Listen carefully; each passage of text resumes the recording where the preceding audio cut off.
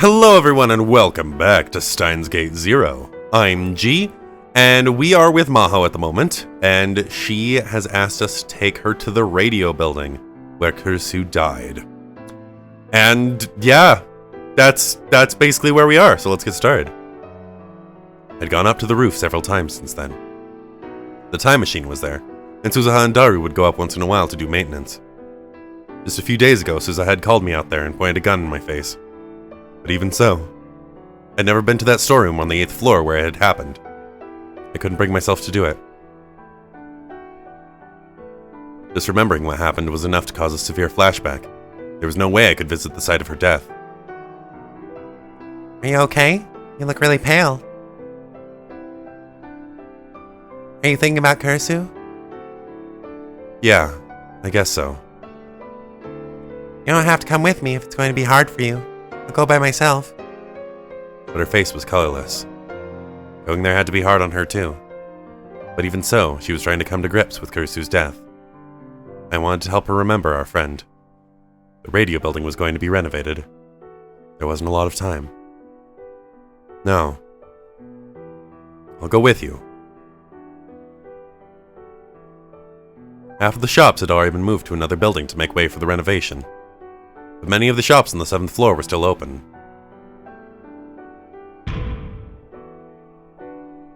Six months ago, on July 28th, I killed Kursu on the floor just above where I was standing. With my own hands. Is this the place? No, it happened on the next floor. That's what I was told. I wasn't supposed to have been at the scene of Kursu's death. I'd already asked Mayuri and Daru not to tell anyone. What's upstairs? An event hall and some storerooms and stuff. Can we go up there? It should be off limits right now. But the rope that always blocked off the way to the 8th floor wasn't there today. I could hear loud voices and laughter from above. Since it was a day off, there must have been some kind of event going on upstairs. It looks like it's okay. Mao headed up the stairs first. I slowly dragged myself up the stairs. We passed by the event hall and into the back. It looked like there was no one around. Nothing had changed in 6 months. This is it. There were no lights on, and the place seemed dark and lonely. This time, the storeroom was locked. I see. So it was a place like this. I could see her lips trembling as she whispered. It seemed strange. This was the place where Kursu had died, covered in blood, and yet nearby the rest of the world continued on like it didn't care. And now I'd come back, even though this was where the one I loved had died. It's frustrating. I'm not a physicist, so I don't know all there is to know about relativity theory, but space and time are essentially the same thing, then why can't we move through time as easily as we can move through space? Spatially, we're on the same axis as Kursu's death. That tiny little gap on the temporal axis means there's nothing we can do about it.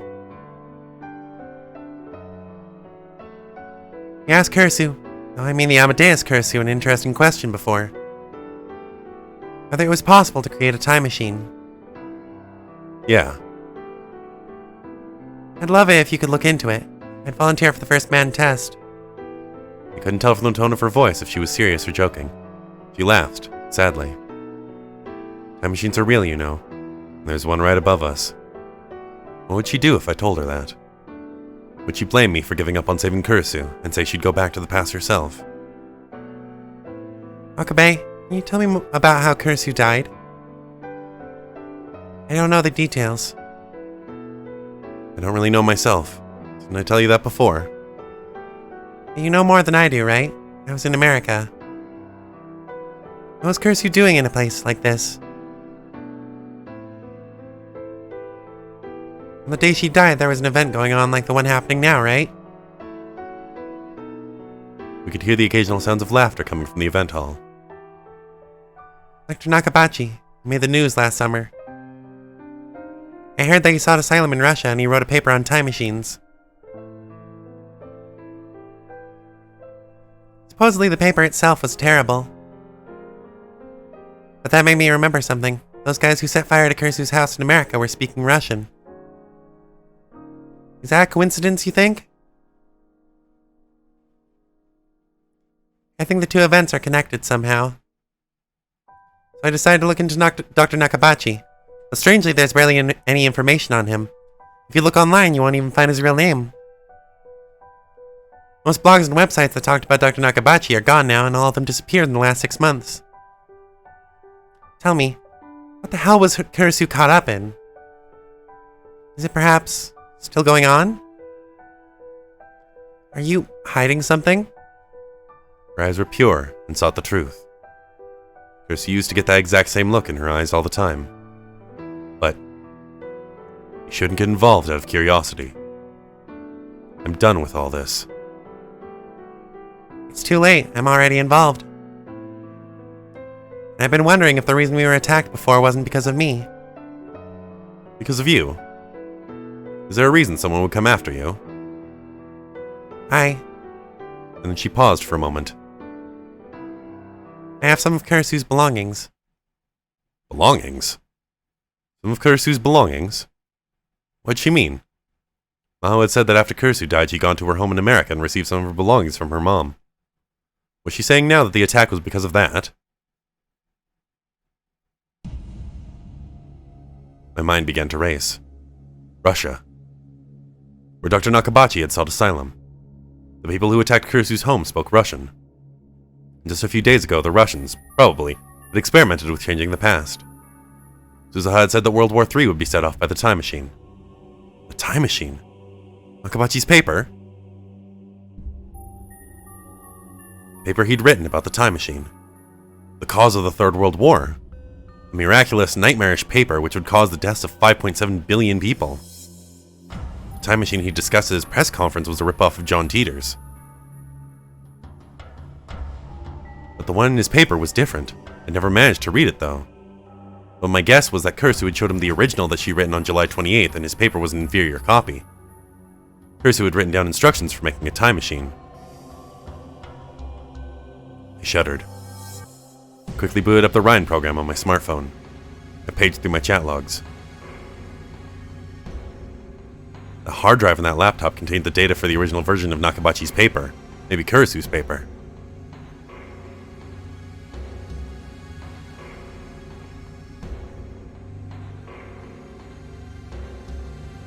Kurisu's laptop and hard drive, which were given to Daru. Was the person who gave them to him. I looked at Maho. She looked back at me without smiling. And she nodded. Yeah, it was me. From Maho's perspective, there were too many things about Kurisu's death that didn't make sense. Maybe that was why she had decided to look into why Kurisu was killed. Of course, she'd assumed there were hints hidden inside her laptop and hard drive. But if my hypothesis was right, the laptop was too dangerous to be allowed to exist. It was Pandora's box with the power to unleash the Third World War. Why didn't you tell me? At first, I didn't know that you and Hashido were friends. It was really just a coincidence that I gave it to him. And it seemed to me like you were hiding something about Kurisu. Do you really think I'd tell you everything? It wasn't that I didn't trust you, but I thought it would be best to be cautious when it came to Kurisu. Yeah, you were right about that. Was letting me test Amadeus part of your plot? Don't call it a plot. You're Kurisu's friend, and I just wanted to know more about you. To find Kurisu's secrets? I wanted to know more about her. She glared right back, as if challenging me. Has Daru cracked it yet?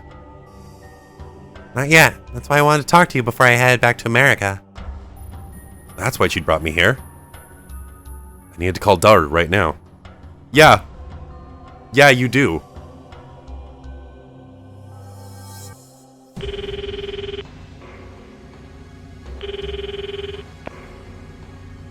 Yes, hello? You at the lab now? No. Then where are you? At home, fapping to H games. What's up? I want to talk to you about your part-time job. Oh, that? You remember any info on Makiseshi? Yeah. Of course, that was a lie.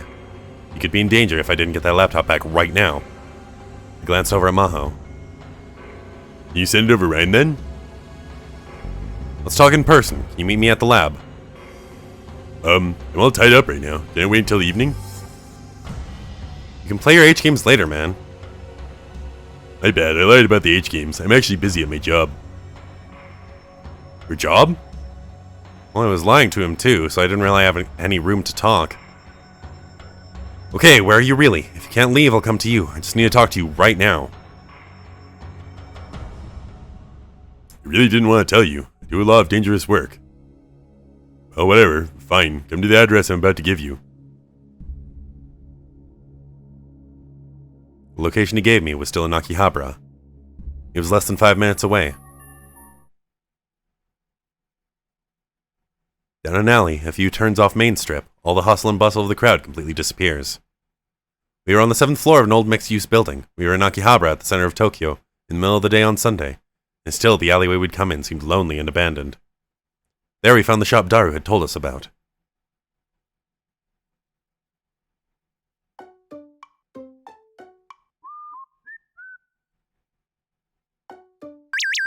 There was a cute anime-style sign on the steel door that read, "Cosplay Media at Akihabara! We're open! Come on in!" Alrighty, who is it? It's a message. Mashapi Ruka. Do you want to come join us, Okabe? Sorry, I'm a bit busy now. What happened? I'm about to have a bit of a long talk. With who? Daru. It's not something we can let a girl hear. I'm a guy, though. I can't let you hear it, Ruka. You're too kind. It would knock you out cold. Huh. Well, Green, don't do anything too weird. We haven't done anything like that lately, so it kind of feels like old times. Sorry, ask me another time. Oh, sorry for bugging you. Talk to you later. Bye! Farewell.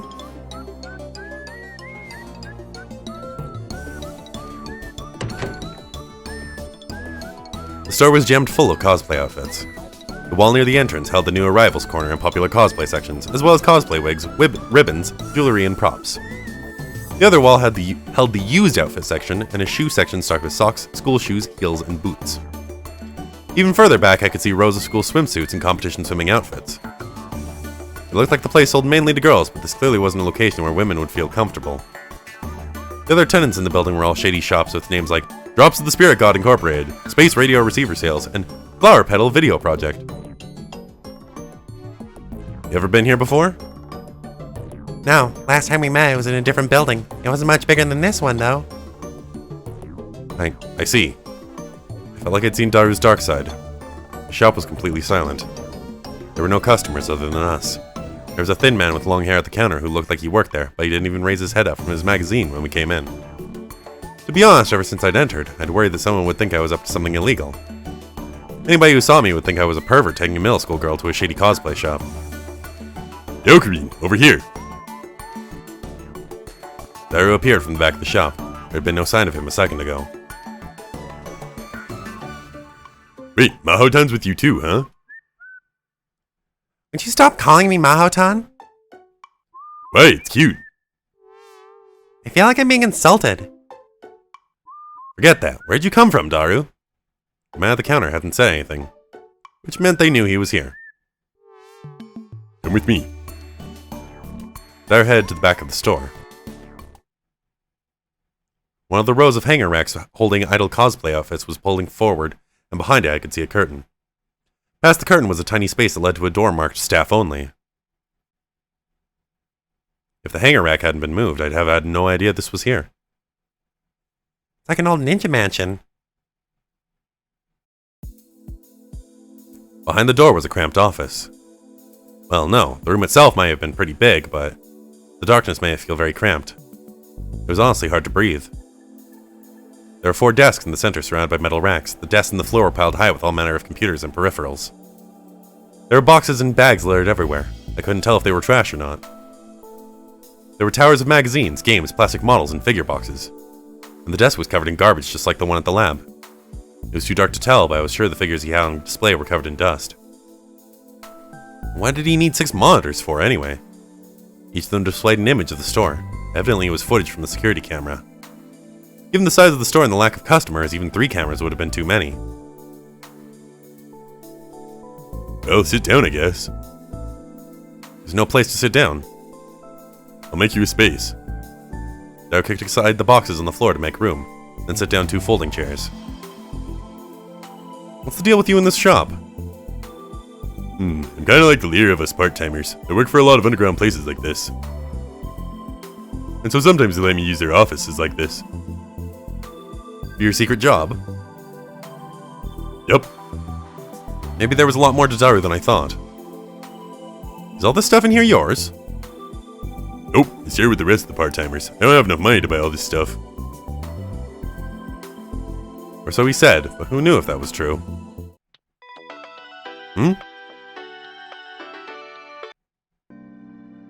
What is it? You're still with Maho, right? Oh, yeah, we're together. Why? What's up? I just heard from Dr. Leskinen. The office in Wako City's been ransacked by someone. What? And he just got a call from Maho's hotel. Someone raided it too. What'd you say? You should hear from Dr. Leskinen soon, but I want to tell you ASAP. Thanks, Kursu. Daru and I are looking out for Hyajo, so don't worry. That's right. I'm counting on you guys. Bye.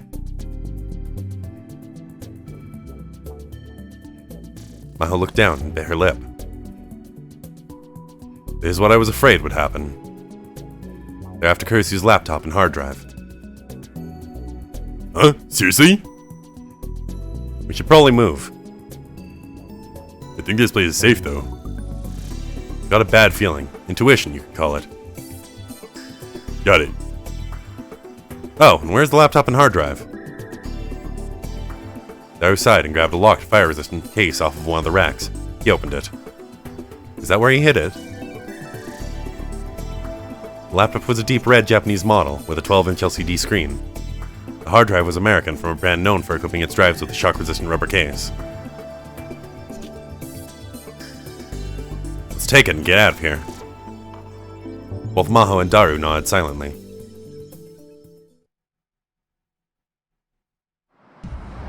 As soon as we left the building, I could see a car coming down the empty alleyway. It was a big American RV. We quickly hid ourselves in the shadow of another building. My intuition was right. The RV stopped in front of the building we just left. 3 men came out. None of them were Japanese. They were all dressed in black suits, almost like MIBs. Whatever they weren't Akihabara tourists. That was close. Maho went pale when she saw the men go into the building. She seemed to be shaking a little too. It's like a movie. I can't believe it is real. They find out about that place, though. You sure you didn't screw up somehow, Daru? Who do you think I am? Super hacker, right? Hacker? Right. I make sure I don't get caught.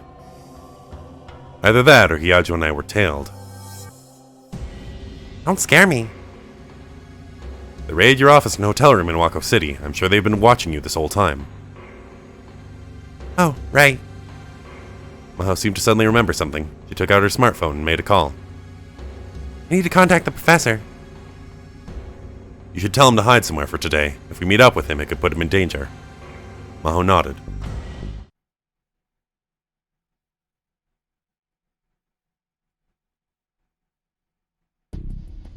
Rintaro took Maho to Ferris Nyanyan's home. It was on the top floor of a high-rise building in the center of Akihabara. If nothing else, it was sure to be more secure than the ancient building they'd just been in. Ferris welcomed the 2 of them, offering them food and a place to sleep. Daru returned alone to the Future Gadget Lab to meet up with Susaha.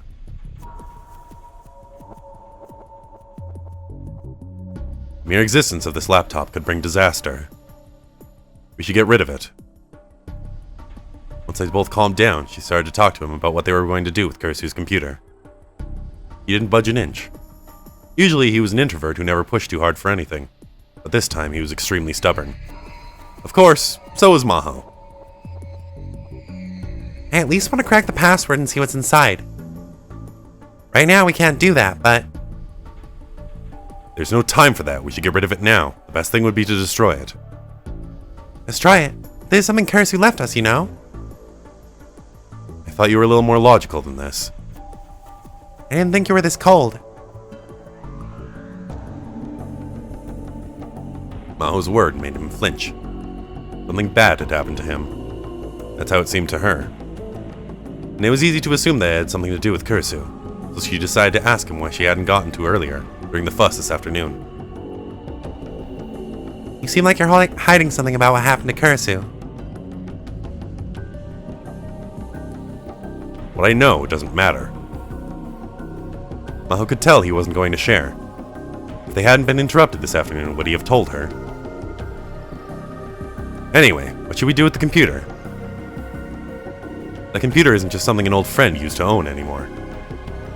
It's at the center of an international power struggle. What kind of crazy conspiracy theory is this? You still think it's a conspiracy theory after what happened today? You saw those foreigners in black suits, didn't you? Your office and your hotel room were ransacked. Someone set fire to Cursu's house. And then after that, your lab was visited by mysterious men claiming to be from the FBI. And the attack on the hotel might have had something to do with this too. All these impossible events keep happening one after another. It's not a coincidence. But still, an international power struggle? The whole thing just seemed like too much of a stretch for her. Trying to connect every single event was a trap the conspiracy theorists often fell into. But in fact, most things that happened didn't really mean anything. When she began to tell him that, what she said next surprised her. John Teeter's prophecy is going to come true now. John Teeter? Maho had never heard that name before. A time traveler from the year 2036 who appeared on American message boards 10 years ago. I know for a fact that he's real. I've met him myself. John Teeter says World War III will occur in 2015. The cause will be a time machine. Are you making fun of me? I am being very serious. You want to know about Dr. Nakabachi, right? He's Kursu's father. It's possible that Kursu may have been involved in the paper he wrote. Why did you say?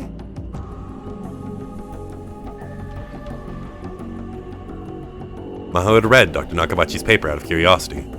Last summer, he'd probably announced his paper on time travel to the entire world just before fleeing to Russia. The paper itself, however, was so poorly written that it was of no value whatsoever. She couldn't believe that Kursu might have been involved in writing it.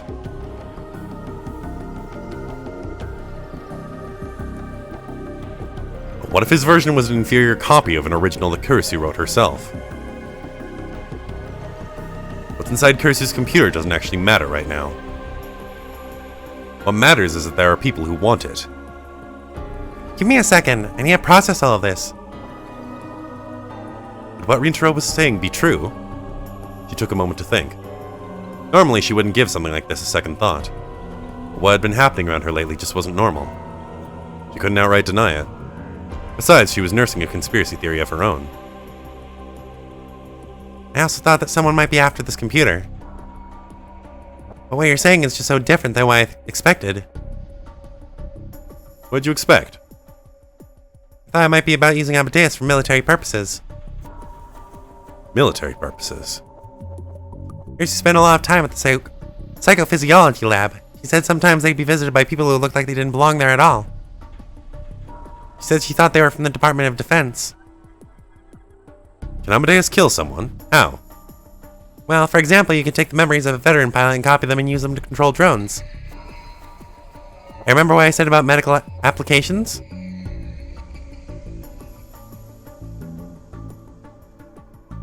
You mean copying memory data back into the brain? Yeah. If you could alter memory data and then send it back to the brain, you could make soldiers who didn't feel fear or could carry out any kind of unethical mission without hesitation. My thought was that Kursu had found proof that they were running experiments like that.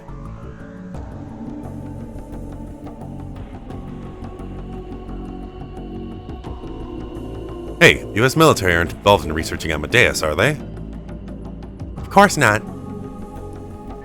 Are you sure? You're just a scientist. You're not the head of the project. Leskinen wouldn't let the military get involved either. You're right. All that happened in another world line. Worldline? What are you talking about? No, forget it. I'm overthinking things. He hadn't seemed like he'd really meant that. And that really bothered her. She wanted to hear more about John Teeter, but he didn't tell her anything else. Since she couldn't crack the security on Kursu's laptop and hard drive, it did Maho no good to carry them. And just like Rintaro said, those attackers scared her. So she decided she had no choice but to give them to him. He didn't tell her whether he was going to destroy them or not.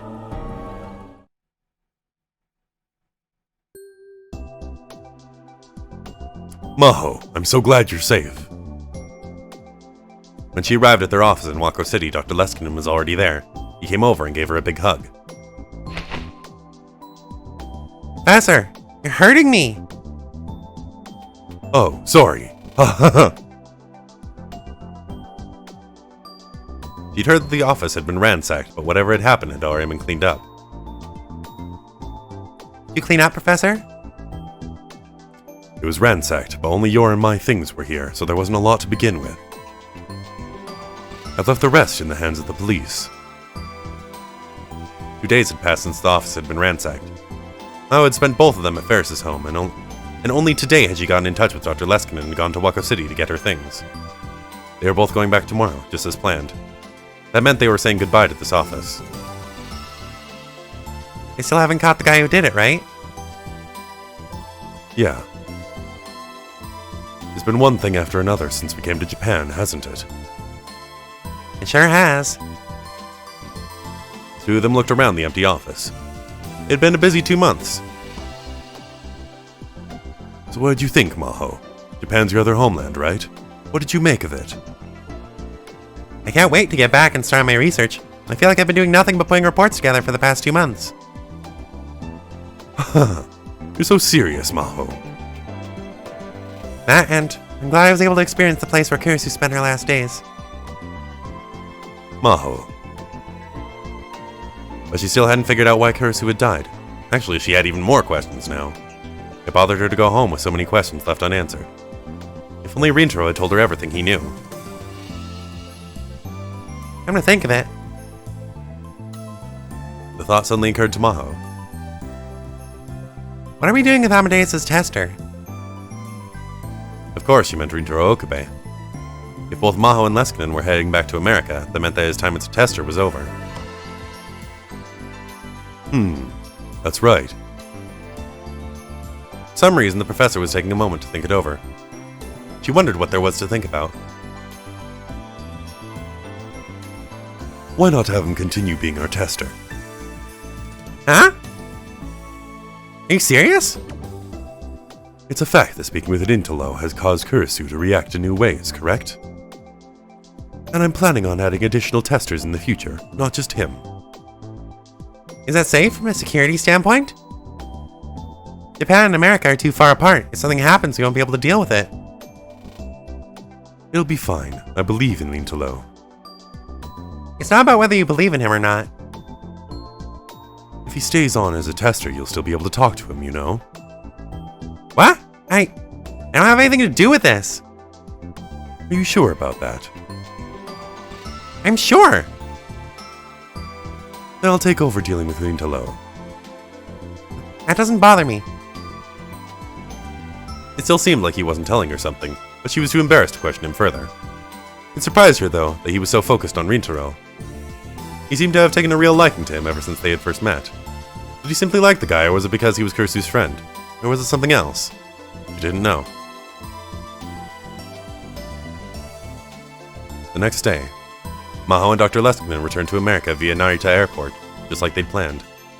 Rintaro had come to see them off, and he was very surprised when Dr. Leskinen told him he could continue being a tester. And then half a year passed.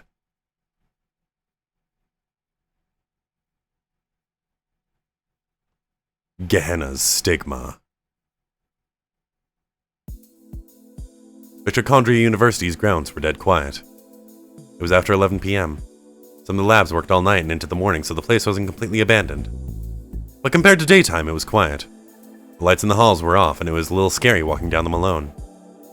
Maho lived in the researcher's apartments next to the lab. She'd been thinking about so many things that night, her head felt like it was going to explode. Then she looked out the window and realized that the lights were still on in the brain science lab. Dr. Leskinen must have been working late. She decided to put some coffee in a thermos and take it to him. Why am I doing so much research about time machines anyway? Ever since she'd come back from Japan in January, she spent all her free time on it. Even she had to admit she was getting obsessed. Of course, since this wasn't something she could research in public and since she couldn't let it interfere with her real job, she had to do all of it on her own time at night. As a result, she was staying up late battling with physics textbooks, an unfamiliar subject for her. Exhaustion and lack of sleep were starting to get to her. The whole idea of a time machine was stupid. She still thought so, but she was surprised at how desperate she was getting. It's all because of Okabe. What Okabe had said to her in Japan still stuck with her.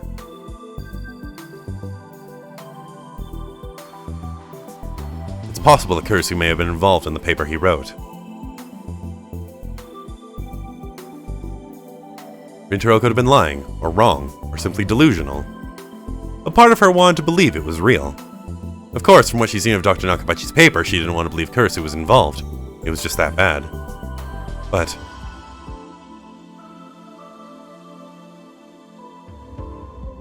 what if his version was an inferior copy of an original that Kurisu wrote?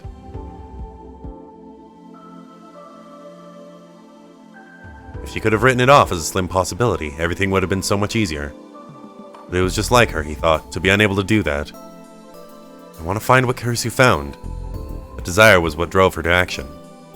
But the more research she did, the harder it seemed. It was so hard she was starting to lose faith in what she wanted to believe. Her usual complex started weighing down on her. Kurisu, it can't be you after all. Kurisu was her dear friend, but at the same time she was starting to feel jealous, frustrated, and hateful. And when all those feelings started going around in her mind, there was no way she could focus on work. It was time to chat with Dr. Leskinen for a little, and then go to sleep. She headed over to the lab. Professor? Hey, Maho. Dr. Leskinen seemed surprised at her sudden visit, but he stood up from his chair and welcomed her. What brings you here at this hour? It's time for kids to be in bed. I'll say those exact same words to you. You've got that right. Dr. Leskinen laughed innocently like a child at her cutting remark. I could see the light coming on from my room. Here. The cup on Dr. Leskinen's desk was empty. She poured him some coffee from the thermos. It wasn't the sticky sweet cafe au lait that she liked. She'd made it straight black to match the professor's taste. The room was filled with steam and a pleasant smell. This is a surprise, Maho. Bring me coffee. I'm not that bad, am I? But I thought you hated this sort of thing. As I recall, it was the first day you came to this lab. Mary was passing out morning coffee to everyone, and you refused. And do you remember what you said then? Did you come to work to make me coffee? If you've got time to make coffee, why not get started on your work? I was in awe, I remember. This new kid was really something. That was such a long time ago. You don't need to bring it up now. Maho's cheeks swelled in embarrassment. Back then everyone called me the girl genius and I kind of let it go to my head. I know better now. Mary was another scientist at the lab. After Maho had apologized, they'd gone on to be friends. You're so mean, Professor. I'm never making you coffee again, okay? Just as she was thinking of taking the coffee she'd poured back. That's right, Professor. Don't be so mean to Maho. He heard a voice from Dr. Leskinen's computer. Oh, Kurisu? Yes, it's me. I was just examining her program. She moved around to where she could see the monitor, and sure enough, the Kurisu CG model was displayed on it. Good evening, Maho. Sorry to see you working so late. Maho chuckled to herself. Kurisu was still a program running on a computer, but she still couldn't stop herself from saying things like that. After all the time they'd spent together, Kurisu was no different than a human to her. I'm not being mean to Maho. I was actually quite impressed with what she said to Mary. I thought that she was very logical, very cool-headed, and very entertaining. That's why I made her my assistant. Of course, I don't mind the new, nicer version of you. Dr. Leskinen gave her a wink as he reached for his coffee cup. Thanks, I'll have some. As he drank his coffee, he grabbed the corners of his eyelids and gave them a little massage. He was acting cheerful, but evidently he was really tired. So what were you doing with the program? Oh, you know, for the paper I'm writing. The mechanism Amadeus uses to lie? If we could figure out this part of the program, we could learn more about humans' lie, you know? Women's lies sometimes hide important secrets. I can't say I approve of you trying to discover them. Pierce's expression was deadly serious. I'm not trying to discover your secrets. I just want to know the thought process involved in telling a lie. Well, that's fine. If I have to reveal something, I'll start by revealing Maho's sweet secrets. Hey, don't be weird. And why are my sweet secrets anyway? Oh, I couldn't say. She played dumb. Sometimes Kurisu liked to joke around. It was infuriating, and at the same time, kind of cute. For example, do you think I don't know about the stuffed animal that he got you at the arcade? Huh? The first thing she thought of when she heard the word arcade was what happened back in Akihabara, Japan. She tried so many times to get the stuffed animal and failed each time. Rintaro had won it easily and given it to her. What about it? You've got it on your bed, don't you? What are you talking about? It's a present for your mom. And what's it doing on your bed? Because your mom says she's looking for a new house, and she's living in an apartment right now. And I want to give her more stuff to haul around. Really? Really? Anyway, that stuffed animal is an important reminder of you. What's wrong with snuggling with it as I sleep? Oh, so it is on your bed after all. And you snuggle with it when you sleep. That's so cute. Tell me more details, please. Ah! That stupid computer program had tricked her. At the time she realized it was already too late. Both Kurisu and Dr. Leskinen, who'd been listening the whole time, were smiling at her. She glared at them, her cheeks flushed. Looks like Kurisu won this round, huh? It doesn't matter who won or lost. I'm going to bed. Good night. She turned to leave Dr. Leskinen's office, fuming. But before she could leave, Kurisu got in one final parting shot. Mao, you haven't talked to Okabe for a whole week. If you keep putting off talking to him because you're too busy, you're going to regret it later, okay? Listen! Are you really that insistent on getting me and Okabe together? Maho stormed over to the monitor, but Kurisu seemed unconcerned. You ever think about seeing him in person again? No? I see. That's a shame. For some reason, Dr. Leskinen shook his head sadly. I've got another joint project coming up in Japan, and I was thinking of getting in touch with Lintalo while I was there. I was wondering whether I should invite you. I guess not. Huh? She'd heard nothing about this. Most of the time, whenever the professor had a project coming up, she'd hear about it through the school's network ahead of time. You're going back to Japan? Yeah. She had to stop herself from immediately saying that she wanted to go too. If she did, Dr. Leskinen and Kurisu would make fun of her again. But she didn't want to miss this chance. There was still a lot she needed to do in Japan. More than anything, she wanted to talk to Rintaro in person, about the time machine, and about Kurisu. It definitely was not because she just liked talking to him. Please take me too. In the end, she gave in. Oh, you finally become honest about your feelings. Let's come up with a plan to tell him how much you love him. Come on, guys. Maho was starting to get tired of dealing with them. Well, joking aside, I'm honestly not sure if I can take you or not. What do you mean? A lot happened to you in Japan, right? The brain science lab is very concerned. That's not... And then there's what happened to Kurisu. The directors don't want to lose any more talented personnel. I'll be fine. I was fine last time, wasn't I? In other words, you want to go to Japan and see Lintalo that badly, huh? Do I need to go talk to HR about sexual harassment?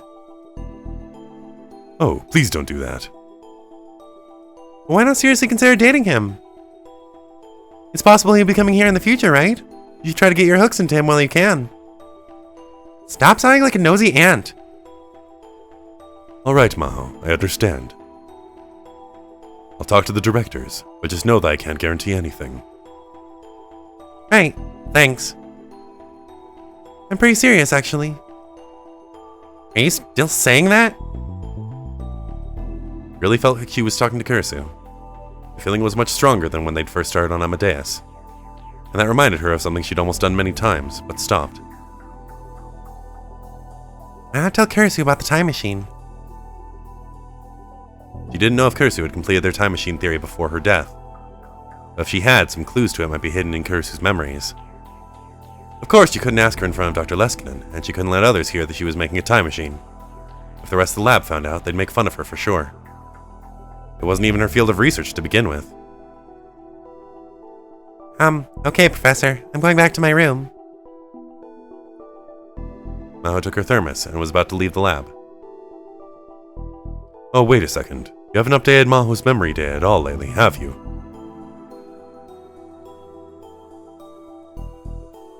The Amadeus, Maho. Oh, Last time was before we went to Japan, wasn't it? Oh, about that. Maho didn't know what to say. He was right. Well, I had a lot of scary experiences in Japan. I've been thinking that maybe we shouldn't give Amadeus bad memories. I understand how you feel, but I can't do a comparison trial like this. A comparison trial involved loading memories from both before and after a given experience into Amadeus, and seeing how it changed. These trials allowed them to see what effects experiences and knowledge had on the brain, but after Kurisu's passing, they became solely Maho's responsibility. By now, the real you and the Amadeus you have such different memories that you're almost different people. Yes, that's true. At this rate, I'm going to have to take you off the project and ask someone else to do it. That's...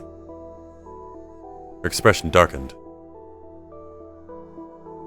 Stop talking to Kurisu all the time and give yourself some attention. I'm sure she's lonely. Make sure you update your memories tomorrow, understood? Understood. Maho nodded her head, left the room. The reason she'd given to Dr. Leskinen for not updating Maho's memories was a real concern, but there was also another one. Rintaro's words.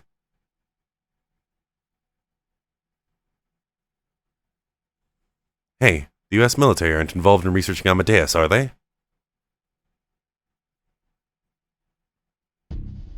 She had no proof, but she couldn't get his words out of her mind. With some great power involved in the Amadeus research.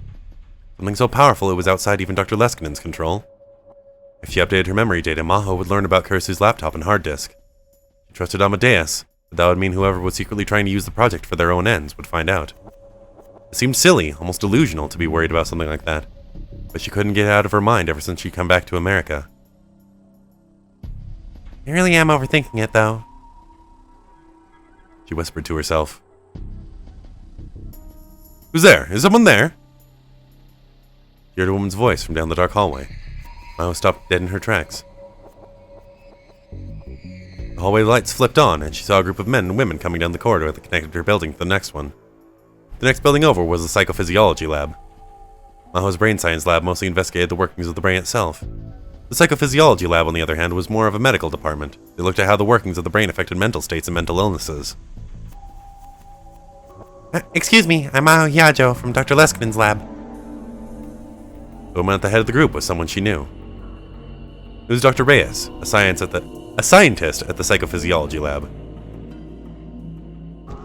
Oh, it's you, Maho. Professor Reyes, are you working up this late? You too? Yes, I suppose. We're both addicted to our work, aren't we? Do Beauty Reyes' eyes narrowed beneath her glasses as she laughed.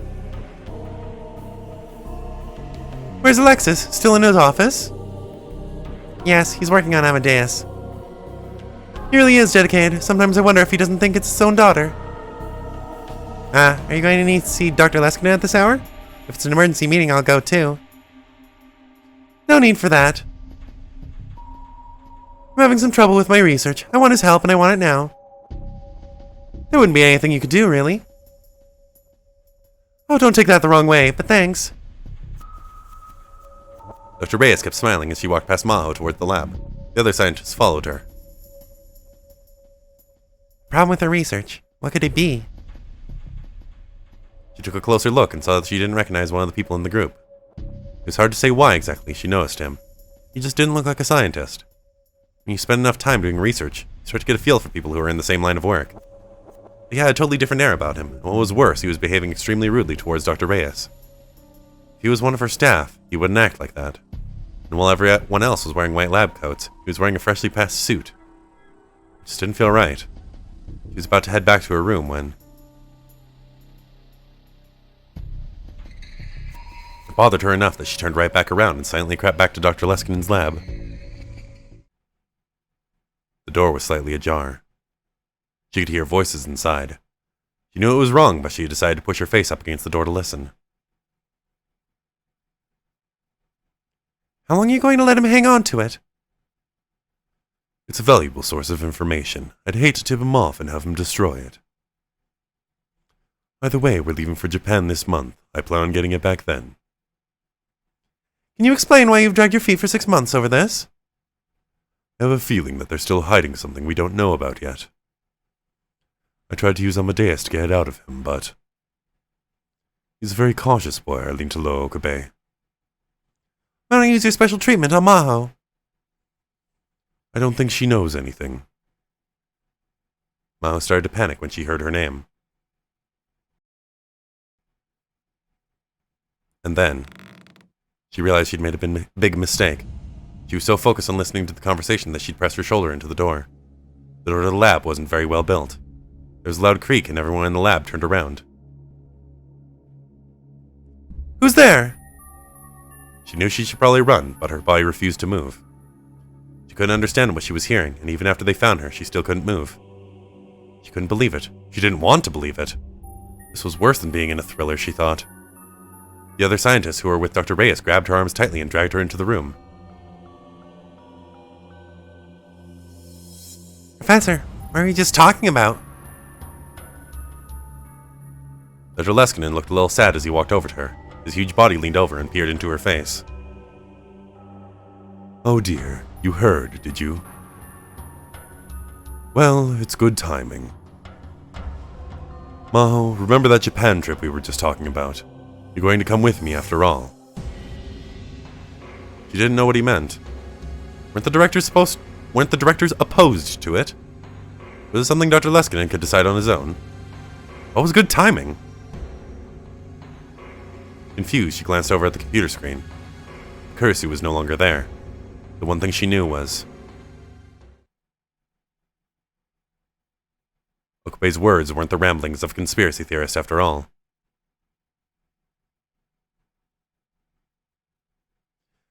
And I think that this is a pretty good place to cut it. Oh boy, I think that this has diverged from the main plot. I'm not 100% sure if it has or how it has, but I think it's diverged from the true ending at this point. I don't honestly know. I have no idea, but I'm so excited. I'm so excited to see where this goes. I hope you are too, because this is a journey, and I'm so excited to see where... I've said that too many times already. But for now, thank you all so much for following my playthrough of Steins Gate 0. I'll see you in the next episode. Bye now.